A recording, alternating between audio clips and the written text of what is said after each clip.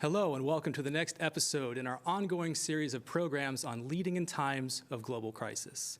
We are broadcasting to you today from the beautiful campus of Rotterdam School of Management, Erasmus University. My name is Brandon Kirby, and I'm going to be your host for today's show. And our topic is a very interesting one. It's going to focus on keeping your leadership presence in a virtual environment, which of course is especially relevant nowadays. I mean, we've all been there, right? Sat at your desk for yet another conference call on Zoom, Teams, Skype, the list goes on. You struggle to stay focused as the speaker drones on and on in a monotone voice. Does this sound familiar to you? Or maybe people don't listen to the important points that you want to make because the audience isn't paying attention to you. Well, stay tuned for tips on how to improve your leadership presence both online and off. Joining me today in the studio is Anthony Knoppers. Anthony, hello.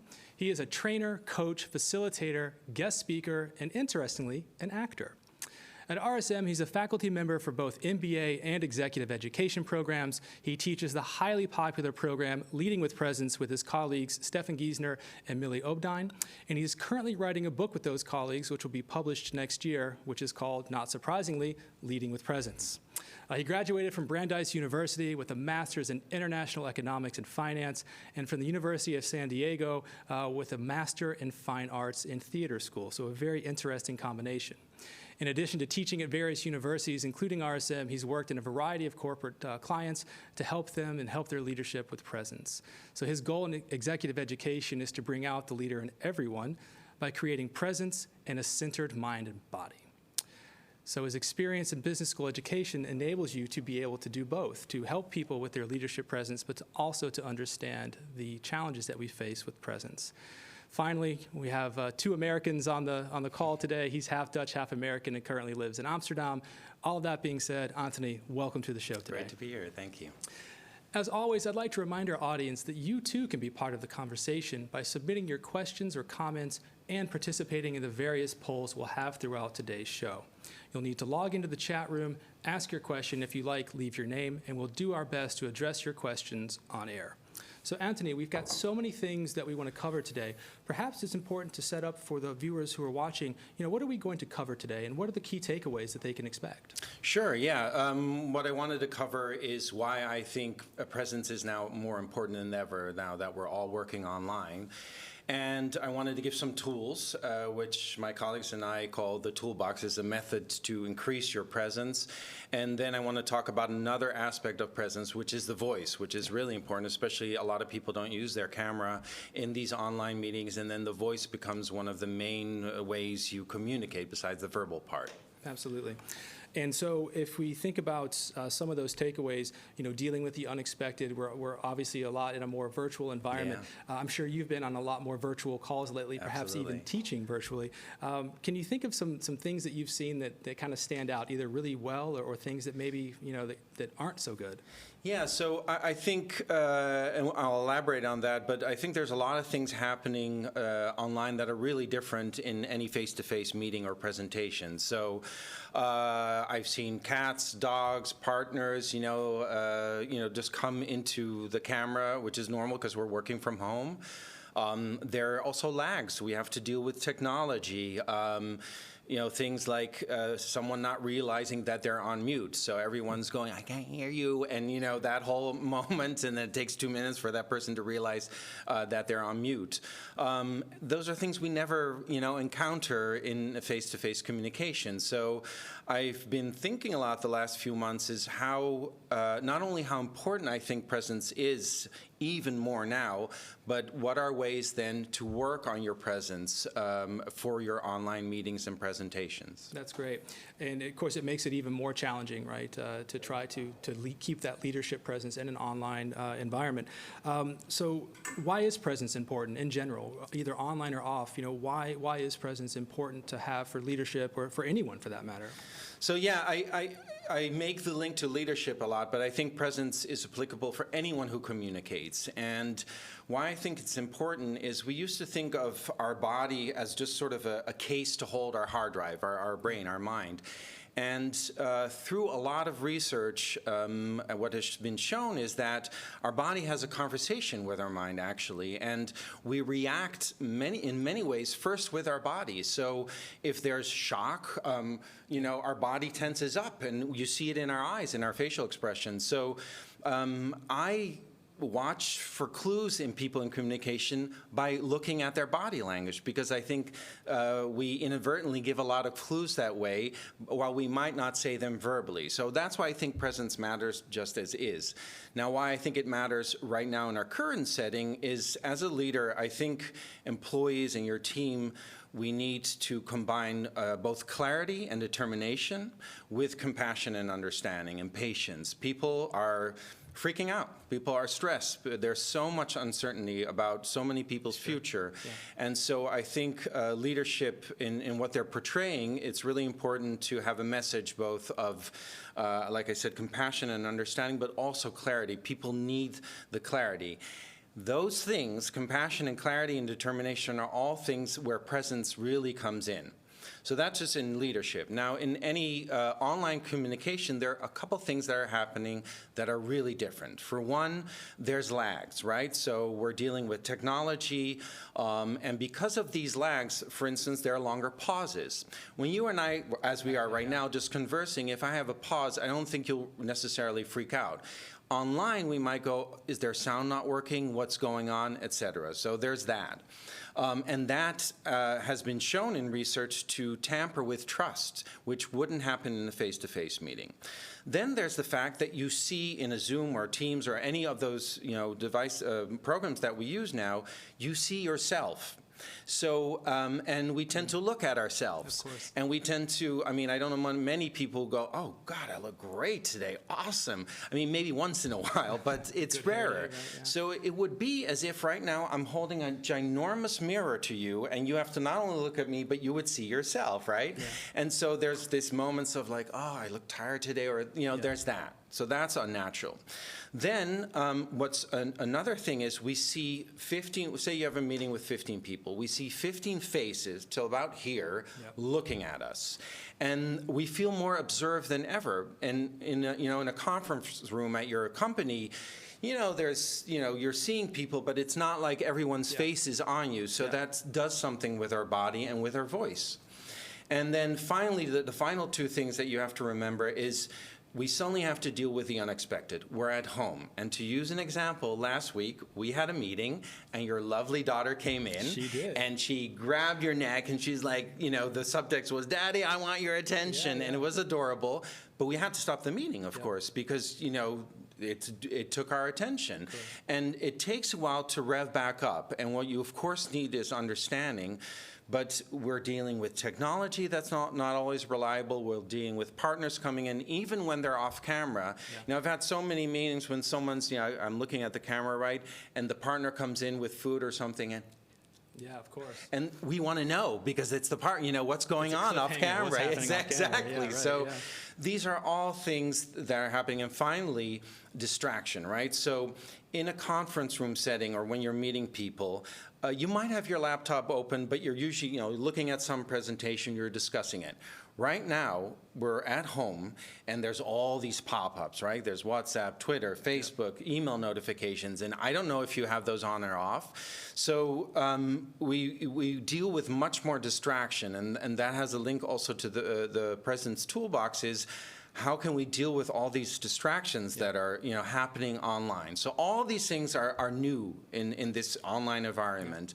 And finally, we have to work much harder to engage our audience. Right now, I'm very actively, my body, my voice is all trying to engage however many listeners are joining us, right? And I have been teaching online now, and for that hour or 2 hour session, I have to use my body and voice that much more to engage people, because they could be looking at their Facebook stream or whatever they're looking at, and I wouldn't know. So I only have both my verbal message, but my body language, my voice, to try to keep them and engage them. So those are things I think why it's important. And I think, to your point, it definitely takes more energy on the behalf of all of us. One, to stay focused and listen, but two, to be able to present to people and engage with them. And I think it's interesting you point out about, we were discussing before the show about how some people tense up when they get in front of a camera, whether it's a webcam or professional equipment like we have here.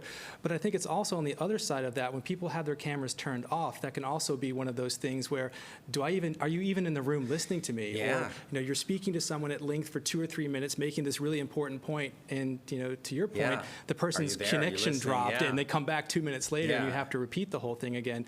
So I think that this added stress and pressure is definitely something that we're seeing. As a matter of fact, we had a poll out in the chat room. If possible, I'd like to bring it in. We'll give that perhaps just a moment for them to bring it in. While we're waiting for the results to come back, we talked about why presence is important and some of the challenges, but let's maybe get a quick definition of what is presence, because I think that will help us as we move forward into the conversation. So I think we have it up in the slide, but basically it's how to motivate your audience, how to inspire your audience, to instill trust. I mean, presence also means very much being in the moment. Right now, I'm just with you. I'm not distracted by our beautiful surrounding. I'm not thinking about what I'm going to do next. So presence is very much about being in the moment, but also to be able to inspire your stakeholders, to motivate them, to instill trust, to have confidence. All those things factor into presence. That's great.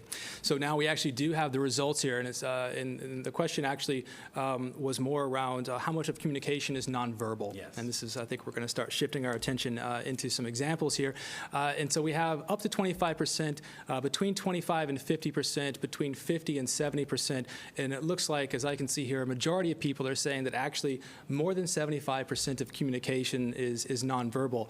So tell me, is the audience correct? Are they on the ball here? Yes, the audience is correct, and what this is based on is research done by Albert Mehrabian out of UCLA. And I want to be clear that I am not saying that all we communicate is 7%, the verbal part, right? What he was looking after is, first of all, face-to-face communication, and when people express attitudes, feelings, opinions, what happens is there's 3 parts of the puzzle in which we communicate. We have a verbal part, and then we have body language part. So how is my posture? Am I using hand gestures? How's my facial expression? And then there's a vocal part. And what he said was, if those pieces are not congruent, most people are going to believe the nonverbal part. So for instance, say today when we met, I told you this. Hi, Brandon. I'm super excited. In fact, I'm thrilled to be here speaking with you about presence. I think presence is one of the most important things to work on. And, it becomes laughable even, but you'd be surprised how many CEOs and managers I've seen have beautifully, verbally crafted messages, but their body language just says something different. And that's really, actually, if I want my viewers to take, away something from today, it's as long as you have balance between what you're saying and what you're showing, you're golden. And my experience is, to the many companies I go to in the world, is that, they work on beautiful PowerPoints, great messages, but the delivery is at the least confusing to people because the body language is showing something different. And I think you can gain so much by working on body language. And the thing is, the last thing I want to say about this is, in my 12 years of practicing this, I've never had a participant go, you know what, I don't think that body language is that important. I don't buy it. No one has ever disagreed. Everyone goes, yeah, that's true.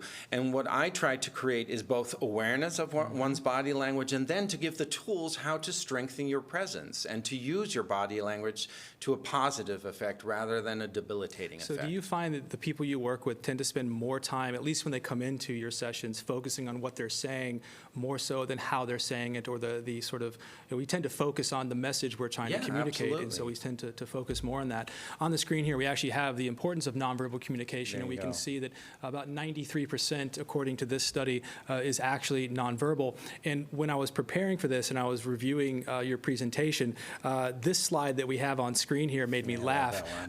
This is about body posture and its message. And before you kind of share your thoughts on this, it says in the background, the wow starts now. And nothing inspires more than six slouched over, men in ill-fitted suits for something. So maybe talk to us about this and what can we take away from this?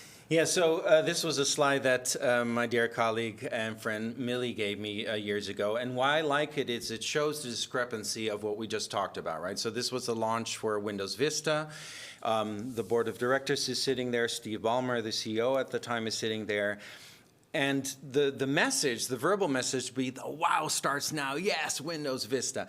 But their body language is screaming anything but that. And so I think, of course, this is just a moment in time, but it's a great illustration to show that the body language really can say something really differently, and at the least it can be confusing, but it can be really debilitating for your message, where people just stop believing you, even if your voice is very monotonous, if you have slumped shoulders, as I just demonstrated in that little bit for you. So I think working on your body language and your voice is a great way to strengthen your message and your presence. So when you're looking at this for Windows, and maybe to draw a comparison to how Apple would treat its product launches, do you see a difference maybe in the way that Steve Jobs used to present, maybe versus what we see here on stage? Yeah, Steve Ballmer, I've seen presentations of his too, and he's really bombastic, right? Yep. And a lot of this is infused with culture. So as Americans, we like things a little bigger. We like things enthusiastic, and Dutch people tend to be all. So there's a cultural, aspect here as well. That's important to realize, of course. But Steve Jobs has been lauded for his presentations. They're very compelling, and he makes it about the product and not about himself. They're very slick, and yeah, he was very, very good at that. I appreciate things Steve Ballmer does as well, but they seem to many people a bit insincere and over the top. So I think as long as you are authentic, which is a part of presence, I believe, and sincere in your message, it can greatly increase your presence. Absolutely. Now, you mentioned a few moments ago being on the prep call for this and my daughter coming in, and I can tell you don't feel special. There are a lot of people who have seen my daughter interrupt my meetings over the past few weeks. But we have a video which we'll show here in a moment, yes, which also shares, not only the things that can happen, but how you react to that. So perhaps we can play the video here. The setup is it was a BBC interview, yes, doing an interview a couple years ago. Pre-COVID. Pre-COVID. And so basically, we'll just roll the video and let you watch it. Scandals happen all the time. The question is, how do democracies respond to those scandals? And what will it mean for the wider region? I think one of your children has just walked in. I mean, shifting sands in the region. Do you think relations with the North may change? I would be surprised if they do. Pardon me. That's right, carry on. My apologies. What's this going to mean for the region? My apologies.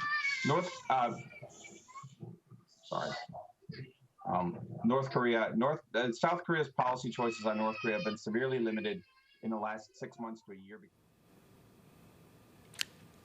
So, in that video, we've all been there. I mean, maybe not before the current situation, but I know I have.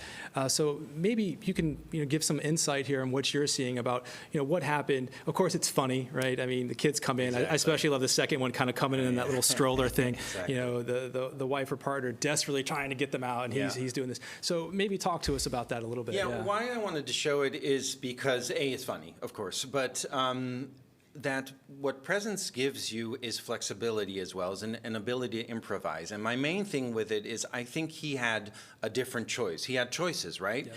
So he was embarrassed. I totally understand. And it was unexpected. So the kid walks in, and the first thing I notice he does is he shoves her back. And what happens then is it turns out it was his wife. His wife tries to get the two kids away. It's completely on camera, everything.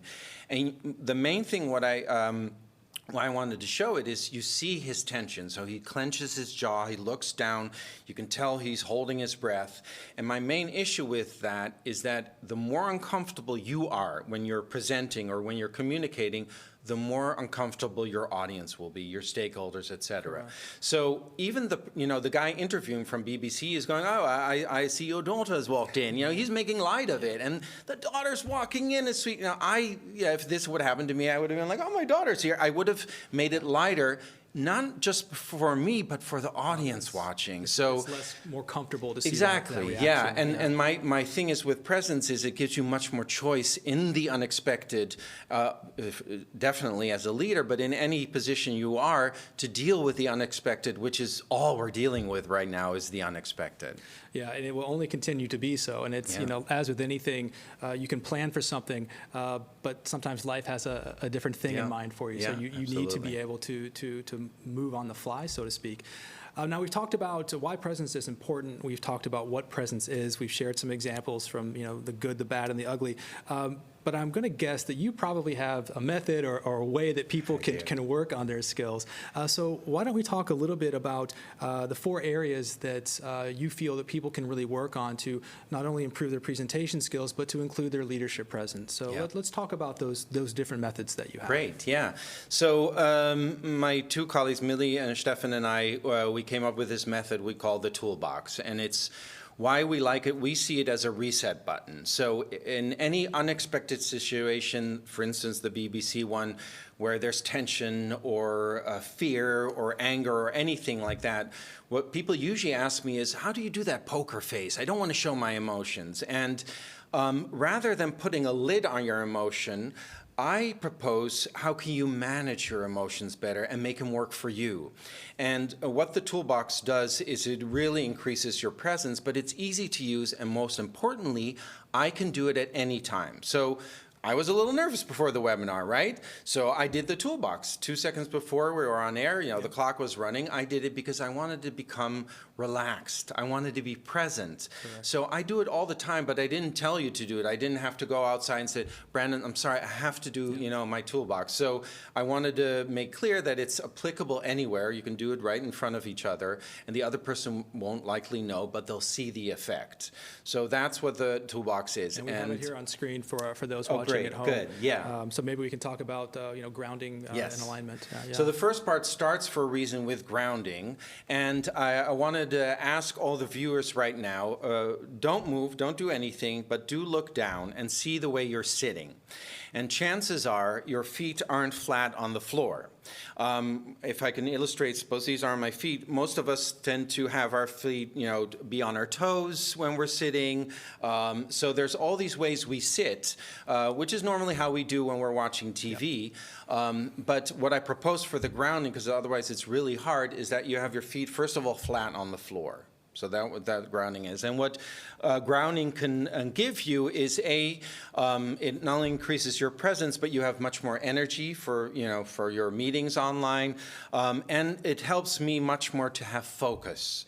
So imagine this is your 8th meeting. Some people have 50 meetings a day. We tend to be working actually even harder now. Right, yeah, and we go from meeting to meeting to meeting. And normally in the office, we'll have a meeting in one room, and then we'll go to the water cooler, and we'll have a little conversation, and I have to go. There's a little bit of 5 minutes, pause between each meeting. Now it's almost back to back. So how can you keep that focus if you've been working 8 hours and have all these meetings and you have to digest all this information? One thing that is very helpful is grounding.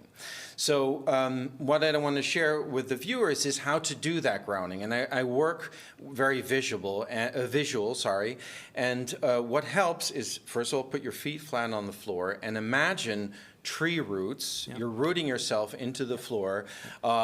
To the tree roots grow through your legs, through your feet, into the floor. See, I was doing it, and it makes me calmer. I could see the look on your face. This is an image that helps me a lot. So it's, I was excited right now. I wanted to share that, and it calms me down. I have to ask, does it get, you clearly do this often, not the presentation part, but the grounding and even working through your own toolbox. I'm guessing it's like anything, the more you practice and the more repeat, the bigger the effect will have. Is that? Absolutely. I'm so glad you said that. So I was going to say that at the end of the toolbox, but I'm glad you mentioned it now. It's like driving a car. Do you remember the first time you're like, the clutch, and in Holland there's trams and bikes, and you're like, I'm not going to be able to do this. It's through practice. Now, when you drive a car, it's like you don't even think about it. So it's the same with the toolbox. You have to practice it, and our advice is always to do this when you're most relaxed, because when you'll need it most is when you're tense, and that's when we tend to forget to do it. So the more you start practicing it when you're relaxed and at home and whatever, you could do it standing, sitting, running, then it becomes part of your body, and it takes a while. I've been doing this, for years and years and years. Now it's in my body, so that I know, hey, I'm tense, I'm nervous. Oh, I have to ground. Oh, I have to align, etc. Yeah. So we have a question from the audience I'll bring in here. Are there any benefits of having a meeting standing up instead of sitting down? I mean, I think most of us tend to sit. We're sitting now, although we did discuss if we were going to change the approach. So are there benefits to standing up versus sitting down? Yeah, I always would prefer standing, because standing, it's been proven that actually movement helps us become more creative. It helps with memory. It helps us to process information more. So my meetings, when they're not face-to-face, and when the people are not using camera, I have a headphone that's wireless, and I just move. I move because no one is any the wiser, but the movement helps me. So yes, but you have to pay attention. See, we have the luxury of these amazing guys and the technology and the camera. But when you have only your webcam, you have to make sure that you can be seen, and that it's, I will talk about that later, at eye level. So my answer was yes, please stand as much as you can. We chose to sit today because I think most people do their meetings sitting. And I think you probably also need to invest in a better web camera if you're going to be doing that, because I know for me, on a laptop, if I stood up, my head becomes the size of like a pen and no one can see Exactly, yes. One more question before we keep moving on. This is coming from a current IMBA student. Having video conference calls is difficult to get eye contact, especially if your counterpart is on your screen, or maybe even on a second screen. I have that struggle myself. And you want to look in the camera to try to get your messages transferred to the most effective way. So when you're trying to multitask between screens, maybe your camera is on one. We mentioned just a moment ago, maybe purchasing an external video camera that can sit, that might help. But, how can you, keep people engaged? Michiel, I promise I will answer this, but it's part of the fourth part of connection. We'll come back to I will definitely come back to this. Then we will come back to it. So let's, we've talked a little bit about grounding. Let's talk about alignment. Yes. So this is the most visual, the one that shows itself the most, right? So what alignment does just physically is you're elongating your spine, and so you get more chance for a deeper breath because there's more space between the vertebrae. But we have a tendency to sit, we often think our posture is just who we are, right? Oh, that's just the way he walks. But posture is formed throughout the years, and especially now that we're all hunched over on our laptops at home, posture seems even more important than ever, right? So what posture can give you, or alignment as we call it, it can give you much more powerful presence. You can create much more clarity, and that's really important. I said already, you make more space for breath, and you have much more freedom for expression, which is really important in your online meetings. So the alignment, I also have two ways to think about, and two images. One way is to think of a little rope and it has a little balloon that's just gently pulling you up. Now, what's really important to realize is when I say, sit upright, a lot of people will tense up as if it's a military stance, and that's what I don't want. Everything should still be relaxed. Right now, I'm sitting upright, but I am relaxed. My neck is relaxed. So this is not a military stance. The other image that works really well, and if you want to try it with me let's right do now. it, yeah. All right, so you put your hands in front of you. Okay. And I want you to imagine you're holding in your hands a crown. Okay. And the only thing I'm going to tell you is your crown is heavy. I Does it want you to have, like, feel lots it. of jewels in it and stuff, That or- can be oh, it's your up to me. decision. Okay, It's up to you. okay. It can be very It's important. minimalistic. It Okay. can have bells, whistles, whatever you want. It's your crown. Got it. And once you have your crown, what you're going to do is you're going to place it not on your head, but you're going to place it above your head. Okay. Right? So kind of coming down like this. And then you're going to grow into your crown. So kind of arch then your you can back let instead of go. sit up into it. You're just going to go straight. So we have an axis, and you just want to elongate that axis. So this is a very different image than this, slouched right? over, right. And the important thing with alignment is our body gives signals to our brain. So there are days maybe that I'm down and I'm walking on the street, I'm worried about my future and what's going to happen with all this online stuff, and I notice myself slouching. And what happens is my body's telling my brain, oh, it sucks, it sucks. And as soon as I sit upright or walk upright, my body's telling my brain something very different. That's one thing. But the most important thing is, what am I telling others? So say I did this interview like this the whole time. Sure. It would be a very different, it would be okay, but it would be a very different image and message that I'm sending you when I'm sending this. So for online meetings, I know it's exhausting. And trust me, I don't do this 8 hours a day. When I'm watching TV, I'm slouched and Yeah, like we I'm all not, do. Right, yeah. my girlfriend will remind me to sit straight, but other than that, I try during online meetings, really, especially when I'm teaching and giving webinars, to really work on my alignment because it sends a much more different message and it engages people much more. And I think it also shows that you're engaged as well. That Exactly. you want to be there. Yeah. Which oftentimes you always wonder, okay, this is the 15th meeting of the day, as you said. So those little things, going back to the nonverbal cues that we Yes. talked about at the beginning of the presentation, Yeah. definitely sort of come back into play. We're going to talk about breath in just a moment, but I want to bring in another poll, which is, I think we might know the answer to this, but maybe we'll be surprised. And the question is asking you, do you find yourself more significantly stressed than before? And I see the results, but before we bring them in, let's talk about breath, because I think breath definitely ties into stress. As there's a lot of different, if you look at yoga, if you look at meditation, a lot of that is based on breath. So can you talk to us a little bit about the importance of breath and how that sort of ties in? We've talked about grounding, we've talked about alignment. So let's talk a little bit about breath, and then we'll bring in the results from the poll. Yeah, I think actually this is one of the most important things. I mean, breath, people who practice presence, we say breath forces you almost to be present. Breath is what I find in my entire life the best thing to deal with anxiety or stress. But what we tend to when we're stressed or when we're angry, two things happen. Our breath goes up and our voice goes up. Hi, I'm Anthony. I'm going to talk about presence today. I'm really excited about this. That's what happens. So to combat that or to deal with that in a much more effective way is where we want to go, is we want to breathe much lower and fuller. And but our response with stress is that the breath goes up, as I said, and it becomes shallow. It becomes here, and it looks like this, and I feel, and it's all here, right? So I'm going to stand up now and show you where you want the breath. So. I think we have a microphone on the table for you if you need it. So I'll grab the microphone.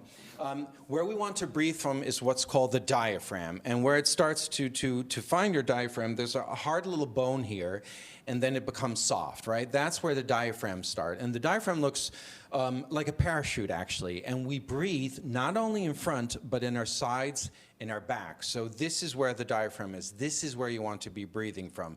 Of course, you'll also breathe through your lungs, but you want to get that breath really down. So I just wanted to illustrate of course. That's great. Another illustration, just to make it visually, is the sphere. So you can think of breath as this. So we breathe in, breathe out. So from all sides, breath is omnidirectional. I love the sphere. Yeah, I was curious when you brought that in. I thought we Yeah, were going to why be playing a the game on purpose camera. would I was a be. little disappointed it was just to illustrate something. Yeah, and I think, especially when you talk about the diaphragm and breath regulation, that also ties into how quickly someone speaks too, of course, you know, Yes. and we oftentimes have a tendency to start speaking really Yeah, quickly. yeah. And remembering your audience, sometimes English, if you're a native English Yeah. speaker, they might not be Great listening to your point, yeah, presentation in yeah. their native tongue. Yeah. And so you have some other tips. We'll talk about that later on. Here we have the results from the poll. And again, it was asking, is your stress level significantly higher during the crisis compared to before? And as I'm looking here, it looks to be about 60-40, which in a way I'm surprised by. So that I can look at that either one of two ways. Yeah. Either one, people were really stressed before coronavirus, which could be one way, or the other people are coping with it well. So what's been your experience? You've been giving a lot of presentations lately in this new sort of environment that we're in. Does this surprise you, or is this what you've seen in other situations? It surprises me because my stress level is a lot higher, to be honest. But maybe that's because I'm an independent contractor. And most of my colleagues don't work at big companies. So I notice it varies. And honestly, I just wanted to share this and have this poll also because just for people to realize that breath can decrease our anxiety, but it also has a huge effect on our voice. One of my pitfalls is when I'm enthusiastic, I do tend to speak fast because I want to share a lot and I'm enthusiastic and I would like sharing it. And what I have to remind myself is to slow down, especially for non-speaking, English-speaking audiences, as you mentioned. So what that does is breathing also slows me down. It gets the voice lower, as you can tell right now. And it's fine to go up in your voice a little, which we'll talk about in a bit. But I think breathing just really is, I find, the most effective tool to decrease anxiety and stress. Yeah, I think that's something that plenty of studies have shown that is, and it's something we forget. It's something so basic. Exactly, For me, it's putting on really heavy metal music, and that's how I get in my zone, right? Okay. So we all have our different approaches.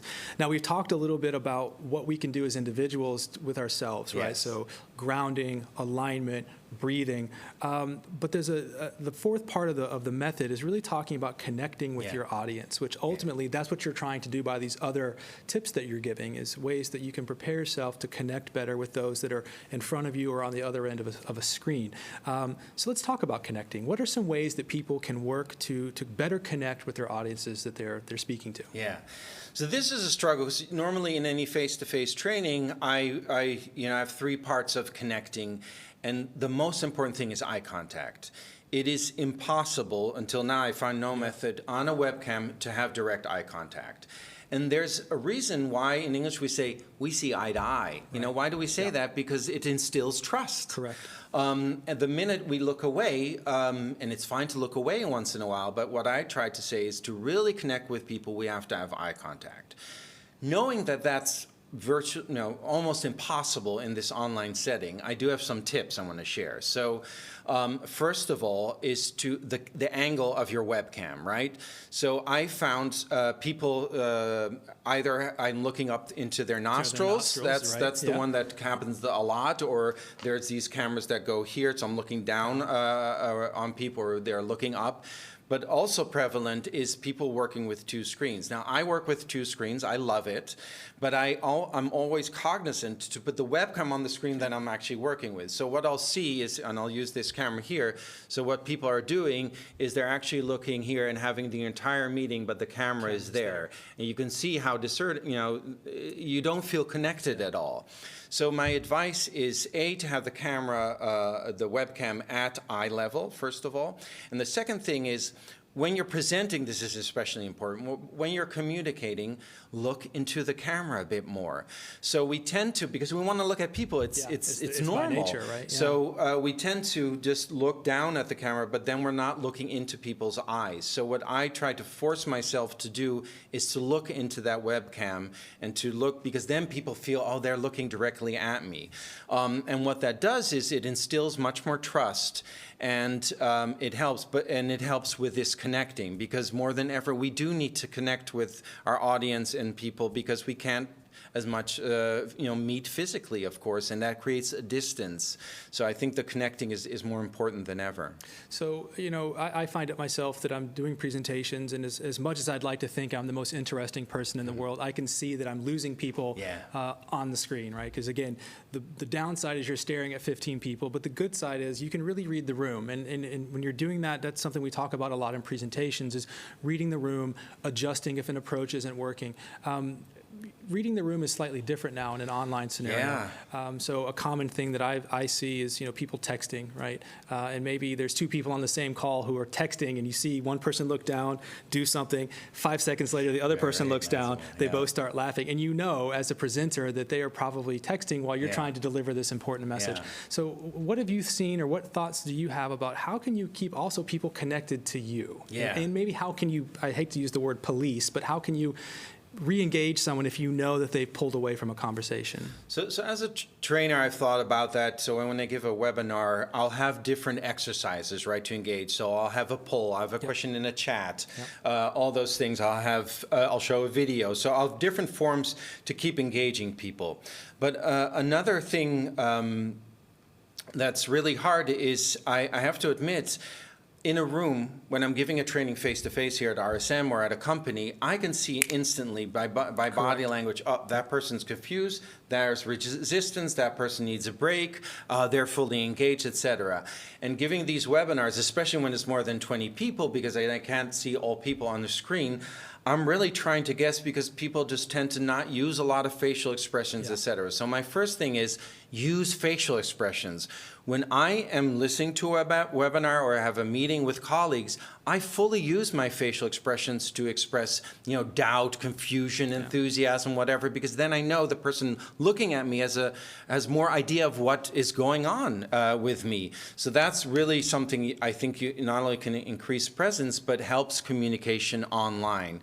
Because it's true, we're looking at our WhatsApp, we're looking at the newspaper, all these things online, and I can't sense really if you're engaged or not. I do my best with my body language. Well, be honest, most of our webinars, it's not until the end in the chat when I ask for feedback, oh, they liked it. Oh, good. Because I was clueless the entire hour. So it's been a challenge for me as well. And what I find is that what I can contribute is through body language, my voice, my facial expressions, gestures, right? So think about it. If your camera goes to here, I have to make my gestures a little higher. Normally they would be lower. But I think gestures can really help energize not only yourself, but your audience as well. Yeah, I think that's great, and it is challenging. And I think the companies, whether it be Zoom or Teams or whoever, that can really help us to find better ways to engage. Okay, there's hand raising and speed up and slow down, but as we start to evolve and this becomes the new normal, the companies and the platforms that really can help us as speakers to engage are the ones that are going to be kind of leading the pack. Now we have a question here I want to bring in. It says, in this new environment where we have to make the transition into selling our services via Zoom or Teams, what are the main things that you think we should take into considerations? Greetings from Curacao. I'm jealous. I wish I was there. So you're transitioning into, you're selling products and services and solutions where it used to be, again, face-to-face. You might go out to dinner to seal the deal. That's just not possible anymore. So what are the ways that you can connect, that you can instill that trust with someone who might be 1,000 kilometers or more away, and you can't have that personal interaction? So what are some things you might want to consider? Well, I think first of all, you have to make a connection, right? So I always say ditch the pitch, because for me, it's not about this amazing pitch that you have, but if there's a connection, in Dutch we call it the gun factor. So that means like, I like you, therefore I like your product. So I think really, and more than ever online, we have to make that connection. So besides, selling your product and how great it is, I think you have to use your body language much more actively than you would normally do. And I think I would spend a lot of time connecting. How are things with you? And and make it, have fun questions like, what series are you binging right now? Because we like to talk about that. Or what book are you reading? So make it really personable and connect. And then, of course, use the things we've talked about, your body posture, facial expressions, gestures, etc., to really make an impact. And quite frankly, it sounds like those, it's not just about online, right? Those are also good fundamentals Absolutely. too. So I think that's another critical thing to remember for the viewers at home, is that while some things absolutely have changed, there are some things that are kind of, good old standards, good practices for whether it be Absolutely. selling or interacting with people. So not to forget the basics as well, is what I think I'm hearing from you. Now, when we were setting up this presentation, we were talking about which items to cover. You asked me about this next section and whether we had time to include it, and it was something you were very excited about. And it was for me as well, because I do a lot of presentations, a lot of speaking, and the voice, I think, is oftentimes for leaders, we don't really focus on that. That's something that a trained actor might do, a musician, a singer. You really focus on the voice, singing through your diaphragm, speaking through your diaphragm. And myself, I find that sometimes I don't do that. I speak from my throat. And so by the end of the day, it sounds like I've been swallowed a can of gravel. You have some thoughts on the voice, how you can use it to be more effective, how to connect better. So I would love for you to share with the viewers just your thoughts, from an actor's perspective and your perspective from training, how the voice how does that play into all of this? Well, I think it's most important, actually, so I'm glad we have some time to cover it. Of course. Is that most people have their camera off. So I'm not saying you have to have your camera on, although I do think it helps. But I've spoken to colleagues, and a lot of times in these meetings, I think we don't use our camera. Well, then all you're communicating is verbally and your voice. And so if this is your 8th meeting and you're listening to someone who has a very monotonous voice, not using much volume, then people get disengaged, because your voice is also a signal to others, either saying, listen to me, I have something important to tell you, or don't mind me, what I'm saying is not really important. And we convey that in our body language and in our voice. So to think about what we call vocal basics is, for instance, your register or your pitch, right? We all have a natural register, right? So if you think of Bernie Sanders, he speaks from the throat. And then the person who portrayed Darth Vader, James Earl Jones, had this beautiful low voice, right? And generally, research has shown a lower in voice makes people calmer. It instills trust and confidence. The main thing with vocal basics is you want variety. I don't only speak in my lower voice. I go up and down and up and down, because that's what makes it engaging. Another thing is volume. People have to hear you, and people tend to use very little volume. So you want to take up space, not only with your body, but also with your voice. You have to be heard. If we tend to not use a lot of volume and we speak like this, people are going to first get annoyed, and I can't hear you. And then what we do is go, I guess it's not important. I don't need to listen. So that's a really important tool to use as well. And then another thing that's really important is tempo and pauses. Yeah, of course. We have to absorb information that we're sharing, right? And tempo and pauses online becomes trickier, because it's been shown that those silences, we tend to worry, is the person there? Is the person Yeah, there? of course, Exactly. So you might want to make some sounds like you're thinking about, like I think that would help in communication if you're not using the camera. But once in a while, slow down. Then you can speed up. It's all about that variety. To that point, you're talking about increasing and decreasing your volume, speeding up and speeding down. For someone who's been trained in that, it comes naturally. So for those who maybe haven't had that training or are looking to improve those skills, what are some things, why would I increase my volume, or why would I be quieter, or when should I use a pause for dramatic effect, or when should I push on through and make the point? Any tips or anything people should consider? Sure, yeah. So one thing I always tell people in terms of their pitch or register is there's an app. It's free. I don't know if I'm allowed to advertise it, but it's called Voice Pitch Analyzer, and it's free. And what you do is you record your voice, and it shows you your range. And then you can play with it. Because my biggest, another advice I have is, if you have children, read children's stories. They're the best, they're the most honest audience. And so, and it's a great way to practice both pitch and register volume, tempo, because you can play with it. So children's stories are great. And then the other advice is sing. Sing when you're alone, because then you're, the critic sing around is other people. Why not? that too, but most people, I don't get comfortable, but most people get uncomfortable when they sing. And a song like Bohemian Rhapsody from Queen is probably the best, because Galileo, it goes through all your ranges. It's fun. Everyone knows that song, I think. So singing and reading children's stories, or even just reading a newspaper article and playing with a pitch, going high and low, and seeing your ear has to get used to a voice, because you've used the same voice for many, many years, unless you're a singer or an actor and a performer. So our ear tends to mess with us, right? So our ear says, that's not how you sound like. When you hear so yourself. exactly. Yeah, of course. So don't get guided by your ear, but play with it is what I'm trying to say. So, and children's stories and singing are a great way That's into a good that. way to do it. So we have time for one more question, and then we'll start to wrap it up here. Are there advantages to virtual communications over regular face-to-face? From Michael Yes. Smith. Yeah. So Our dear colleague. yes. Of course. I mean, it's better for the environment, I think, and what's really important, and this doesn't deal with presence, but more with communication online, the procedure has to be really clear, right? So people in an online meeting have to know, how long do we have? And what's the agenda? And I think virtually, there are advantages besides just the environment.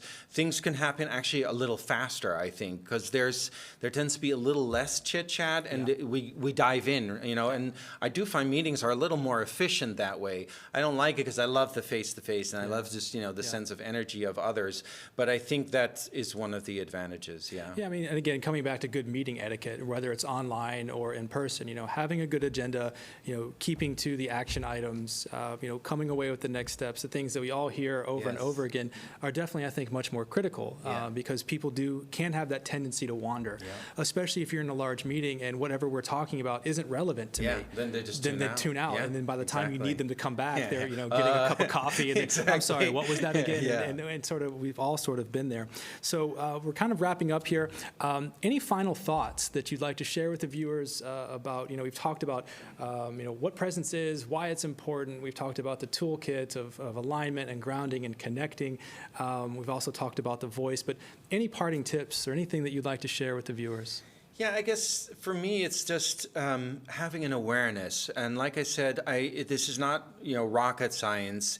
It's not incredibly difficult, but I think a way in that's so effective and fast is through your body. So if you start to create awareness and use things like grounding, alignment, and breath, I think the effects are tremendous, and I've gotten this throughout the years, luckily from my participants sharing this with me, that just an easy alignment can have a great effect on themselves and their audience. So I just want to impart with our viewers that to keep thinking about how important body language and the voice is for your presence and your communication. And as I mentioned at the top of the hour, you have been with two colleagues, have been leading one of the most well-received executive education courses. I think I can give you some kudos there.